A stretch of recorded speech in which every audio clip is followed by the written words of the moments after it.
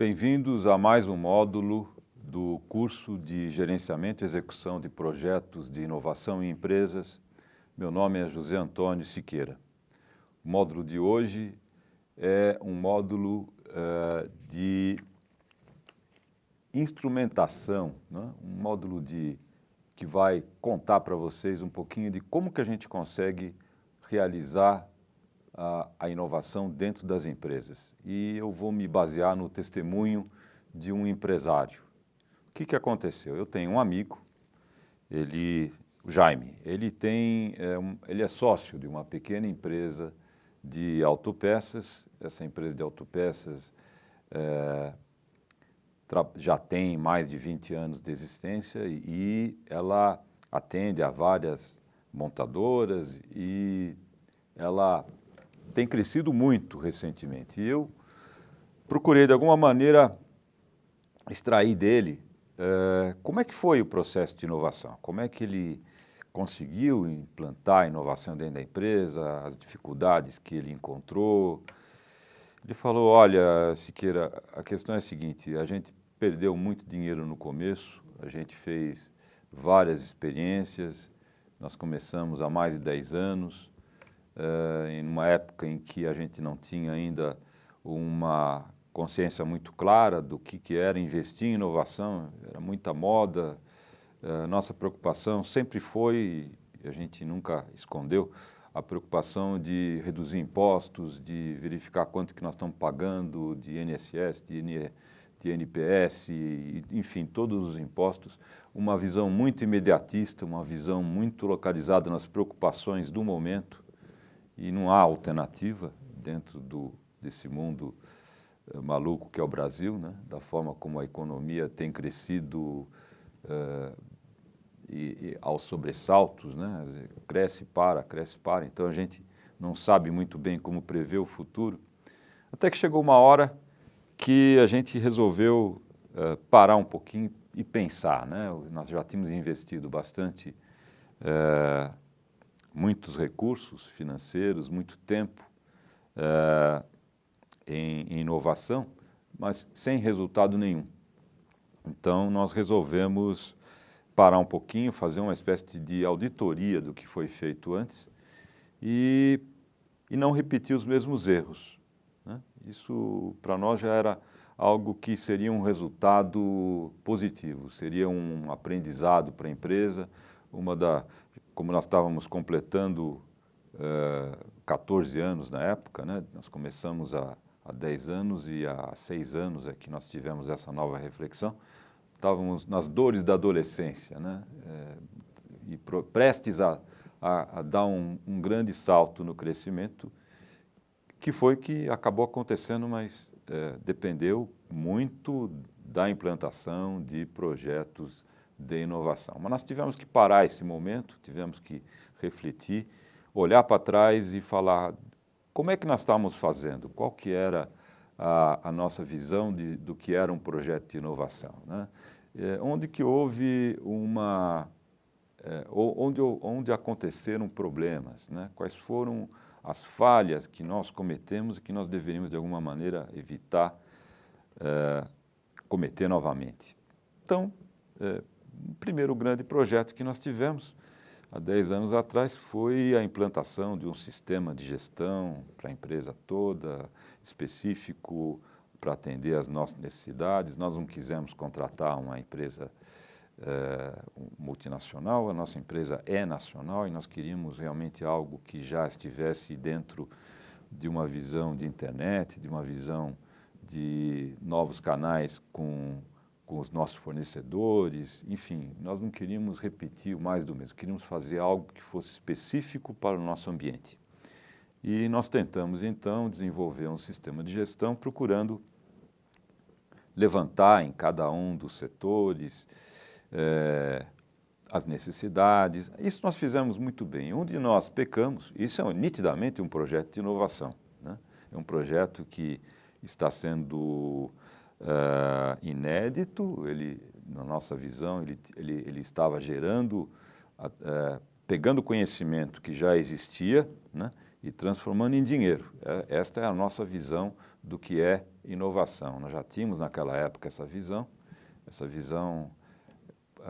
abrindo um parênteses, foi expressa por um funcionário da 3M, uma empresa que todo mundo conhece, que é reputada como uma das mais inovadoras no mundo. O nome dele é Geoff Nicholson. Ele foi o inventor do Post-it. Talvez vocês devam conhecer a história do Post-it, aquele papel que você gruda e desgruda de documentos, né? Coloca um aviso, etc., sem deixar marcas. Aquilo foi o resultado de uma experiência mal sucedida. Eles estavam desenvolvendo uma cola que deveria ser permanente, e o que ocorreu é que, ao invés da cola com as características que eles estavam imaginando, surgiu essa cola que não secava, era uma cola que permitia pregar e despregar 2, 3, 4 vezes, o que era o suficiente para manter ela fixada num documento, mas não durante muito tempo. Eles achavam isso um defeito, porque afinal quem queria querer grudar um pedaço de papel num documento sabendo que aquilo podia desgrudar a qualquer momento, depois de 2, 3 meses, né? Aí o próprio Geoff Nicholson, na época, deu o estalo nele, e ele falou, puxa, mas isso pode ser um bom invento, alguém pode querer isso aí, alguém pode querer colar provisoriamente e depois descolar. Algo que seja meramente provisório, né? Uma cola provisória, por que não? Isso expressa bem o espírito da 3M, né? E ele diz o seguinte, que pesquisa, para ele, é transformação de dinheiro em conhecimento. E realmente é isso mesmo, né? Pesquisa demanda recursos financeiros, né? E o resultado da pesquisa é a geração do conhecimento. Conhecimento num sentido puro, no sentido de você estar ajudando a construir o templo do conhecimento, né? Sem nenhuma preocupação com aplicabilidade, sem nenhuma preocupação com o mercado em si. Ele pode até vir depois, mas quem faz pesquisa, normalmente começa fazendo pesquisa básica, pesquisa aplicada, né? E depois é que passa para a pesquisa tecnológica. Então, a maior parte da pesquisa realmente podemos dizer que é transformar dinheiro em conhecimento, e gasta-se realmente muitos recursos financeiros nisso. E continuando a ideia do Geoff Nicholson, né, inovação é o contrário, é a transformação do conhecimento em dinheiro com algum troco. Isso, enfim, realmente é algo que consegue criar mais recursos financeiros do que aqueles que foram inicialmente utilizados para o desenvolvimento, para a geração, para a criação do conhecimento. É claro que existem determinadas áreas de conhecimento que, por exemplo, as viagens aeroespaciais, né? Hoje é que nós estamos tentando, de alguma forma, transferir isso para o setor privado, porque até agora somente o setor público que conseguiu ter até a visão estratégica de saber que precisa investir durante 10, 20 anos, 30 anos para se atingir metas que dificilmente uma empresa privada conseguiria definir para si própria. Então, o que aconteceu? O Jaime continuava contando para mim, né, que eles sabiam claramente que o objetivo da inovação era transformar conhecimento em dinheiro. O que eles não sabiam era o conhecimento necessário. Eles tinham todo o conhecimento necessário para levantar necessidades, etc. O que faltava era fazer com que a empresa, primeiro, aprendesse a lidar com a inovação. O termo inovar, se você testar com 10 pessoas, né, que estão trabalhando, você chega lá e fala, olha, eu vou inovar o seu modo de trabalhar, tudo bem para você? Eu vou modificar, você está trabalhando desse jeito, eu vou chegar e nós estamos começando um processo de inovação aqui na empresa, o teu modo de atuar vai ser mudado. Tudo bem para você? Eu posso até apostar que mais da metade deles, né, vão ter algum tipo de receio, talvez até não expressem esse receio, mas ninguém gosta de novidade. A rotina é extremamente confortável, ela é parte da nossa zona de conforto, né? Então, repetir o mesmo procedimento hoje, amanhã, depois da manhã, sábado, na semana que vem, no mês que vem, pode até ser eventualmente monótono, porém é confortável.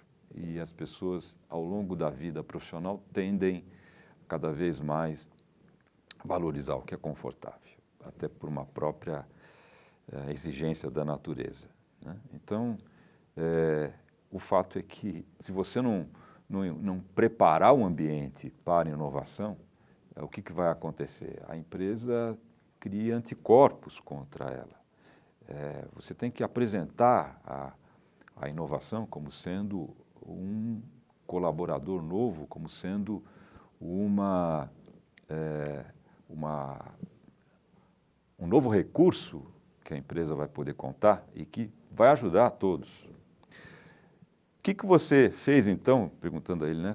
Como é que você errou naquela época? Ele falou, eu simplesmente peguei algumas pessoas que eu tinha dentro da minha equipe, que não estavam totalmente ocupadas, né? Contratei um consultor e fiz o seguinte, olha, aqui tem o João, o José, a Maria, essas pessoas têm aqui 2 horas por dia para ocupar em projetos de inovação, o José tem 4 horas por dia para ocupar e a Maria tem 8 horas por dia, ela vai trabalhar o tempo todo com você, ok? Muito bem, então pode contar com as 3 pessoas, etc. Agora, não esquece que nós somos uma fábrica, né? E uma fábrica que tem que atender nossos prazos, então se por acaso a gente tiver que provisoriamente reduzir a dedicação deles aos projetos de inovação, não vai ter problema, né? E o consultor disse que não tem problema nenhum. Tudo bem, isso pode acontecer. O fato é que esse foi o primeiro pecado mortal, né, que a empresa... mortal, não porque a empresa sobreviveu, mas um pecado sério, né, que a empresa cometeu ao começar a lidar com a inovação. A inovação não pode ser colocada numa situação em que ela perca numa competição com os aspectos operacionais, com as demandas operacionais, com as exigências do cliente, do governo. É impossível fazer com que qualquer iniciativa de inovação consiga sobreviver se você colocar perante ela uma necessidade premente de atender uma demanda de sobrevivência. Maslow já explicava isso, né? O psicólogo que na década de 40 já falava dos níveis, né, de atendimento, das demandas do indivíduo. A primeira coisa que ele tem que tentar atender são as necessidades fisiológicas de comer, dormir, se manter limpo, saudável, etc. Depois que ele faz isso, ele começa a pensar em atividades sociais, atividades mais amplas e até chegar a um nível de, vamos dizer, existem 9 níveis, se não me engano, de motivações do indivíduo. O fato é que, para uma empresa, né, uma necessidade operacional é uma necessidade fisiológica, uma necessidade que tem que ser atendida para garantir a sobrevivência dela. Então, ela não vai competir, vamos dizer, com chance nenhuma de perder, né? Ela simplesmente vai ganhar sempre quando ela for colocada perante você optar entre continuar um projeto de inovação, continuar a desviar, né, que é o nome que eles dão, desviar recursos da operação para uma iniciativa como essa da inovação, né? O que nós fazemos? O que eles fizeram então? O que o Jaime me contou que eles fizeram? Eles simplesmente, ao recomeçar a nova fase de projetos de inovação, fizeram todo o trabalho contando exclusivamente com uma equipe dedicada. Então, primeiro tópico, o primeiro item que é fundamental, segundo esse meu amigo, para que uma empresa consiga ter sucesso em projetos de inovação, é que ela tenha uma equipe dedicada. Uma pessoa, 2, 3, não precisa de muito. Eu sei de grandes empresas que têm meia dúzia de pessoas na área de inovação. Não há necessidade de mais do que isso, pelo menos para começar. E hoje, mesmo que haja necessidade, com o conceito de Open Innovation, você pode contratar laboratórios externos, pode contratar empresas de consultoria que vão se juntar e se agregar e compartilhar trabalho, né, com pessoas internas, complementando demandas, complementando competências, né, para atender determinadas características de um projeto de inovação. Ao término desse projeto, a equipe se desfaz e pode se refazer novamente numa outra oportunidade ou não, né? Então, há necessidade de uma equipe dedicada que mantenha a chama da inovação acesa. Primeiro item que ele me falou. Depois que nós fizemos isso, nós percebemos que nós conseguimos atender ao segundo fator importante. O segundo fator importante é: não pense em curto prazo. Inovação não surge de hoje para amanhã, não surge deste mês para o mês que vem, não surge deste ano para o ano que vem. A inovação demanda um período de gestação enorme, um período de gestação talvez de 2 anos. Não é barato iniciar um projeto de inovação, não é barato, não é algo trivial. Uma empresa estrategicamente decidir que vai investir em inovação. Isso implica num investimento de anos, pelo menos 4, 5 anos de investimento. Depois que houver esse investimento, depois que for feito todo esse trabalho, toda a elaboração do plano de inovação e a colocação desse plano em prática levando pelo menos 4 anos, a empresa ainda não pode ser considerada como em condições de reavaliar esse plano de inovação. Okay? Ela tem que, de alguma maneira, não é rápido desenvolver um plano de inovação. Vocês vão ver mais adiante nesse curso, nós vamos falar sobre o plano de inovação. Ele é o último documento, ele é o último grande projeto, né, que nós criamos para poder delinear a estratégia de inovação dentro de uma empresa e, de alguma forma, criar um plano de ação, né, um plano de projetos, um plano de objetivos de inovação que serão seguidos durante pelo menos 3 anos, né, com verbas pré-determinadas, chuva ou faça sol. Quer dizer, na realidade, tem que ser colocada a inovação como sendo algo que terá que ser feito para preservar a possibilidade da empresa continuar crescendo. Então, outra coisa que o Jaime me falou, olha, para que nós possamos aceitar, né, trabalhar com inovação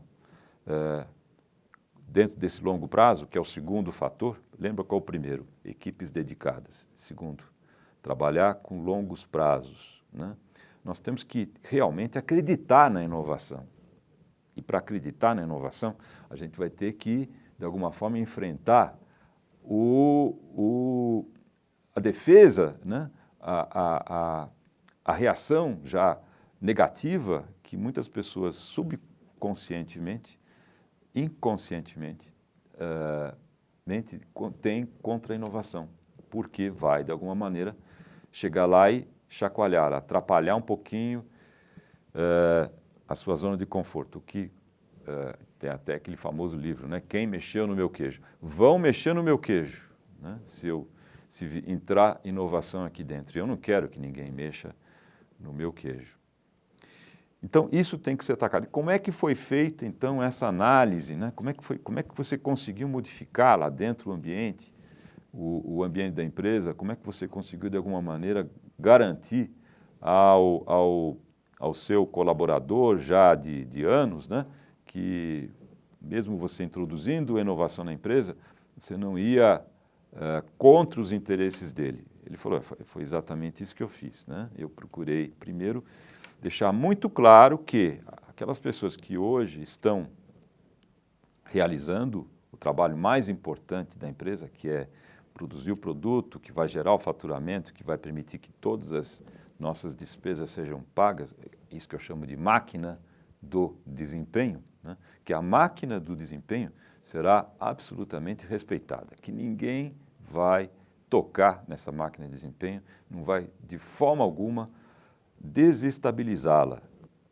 Havendo possibilidade de aprimoramento, vai ser através da sua própria iniciativa, da própria máquina de desempenho, em função de nós disponibilizarmos a ela novas ferramentas testadas, novos procedimentos testados, novas competências testadas também.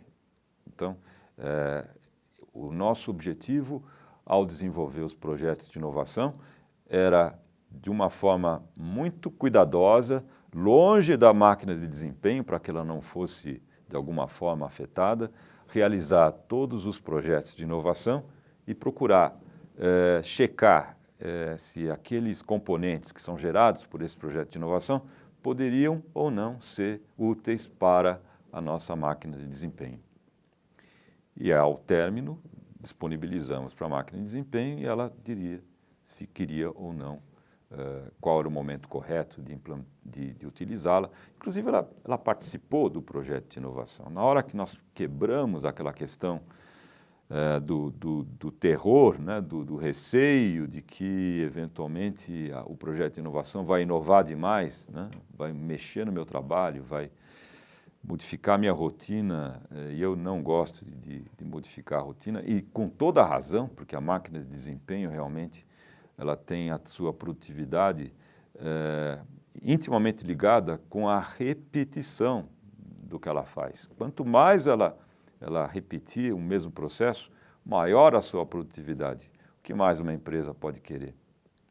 Então, é muito natural que a empresa respeite as demandas da máquina de desempenho, de não querer novidade, de não querer inovação. Então, é assim uma sensação mista que existe, né? São sentimentos misturados. Ao mesmo tempo, você tem que adorar modificar a empresa para o futuro, né? Procurar, de alguma forma, fazer com que ela se arme para o futuro, se prepare para o futuro, que é o que normalmente os projetos de inovação buscam. Ao mesmo tempo, você tem que tomar cuidado para não se envolver demais com isso, né? Não permitir que as iniciativas de desenvolvimento da inovação interfiram da forma mais fraca possível, não, na máquina de desempenho. Não pode. Tem que haver total isolamento, né? Total certeza, total convicção que qualquer experiência de inovação que seja feita não deve interferir na máquina de desempenho. Então ele falou, olha, isso foi o terceiro fator. Nós tivemos que realmente conseguir, de alguma maneira, combinar, fazer com que essas duas percepções convivam uma com a outra. Então houve muita discussão, houve muita evangelização, né? A gente chama, quando a gente está tentando vender valores, né? Nós tentamos vender valores, né? Os valores da inovação, mas da inovação que fosse totalmente domada, uma inovação que não afetasse a máquina de desempenho. Então, a partir do momento em que nós conseguimos, primeiro, trabalhar com uma equipe dedicada, segundo, pensar a longo prazo, terceiro, mostrar para todo mundo que a inovação não é um bicho de 7 cabeças que deve ser nem morta, nem abafada, né? Mas, ao mesmo tempo, é um bicho interessante, é um ornitorrinco, né? Aqueles animais que você nunca vê e quando você vê assim, puxa, é interessante, tem peças, né, de vários outros animais. Quando você consegue conviver com a inovação de uma forma na devida distância, né, ela é interessante para a empresa. Aliás, ela é fundamental para a empresa, porque a empresa que não inova é a mesma coisa que um indivíduo que não se alimenta. Ele pode respirar, ele pode tomar água, ele pode dormir, mas ele não se alimenta. Chega uma hora que ele falece. Ok?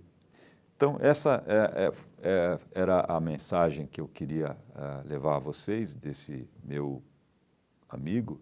Agradeço a ele a colaboração dele. Não vou mencionar com mais detalhes, porque ele me pediu para que não fosse feita uma abertura total de quem é.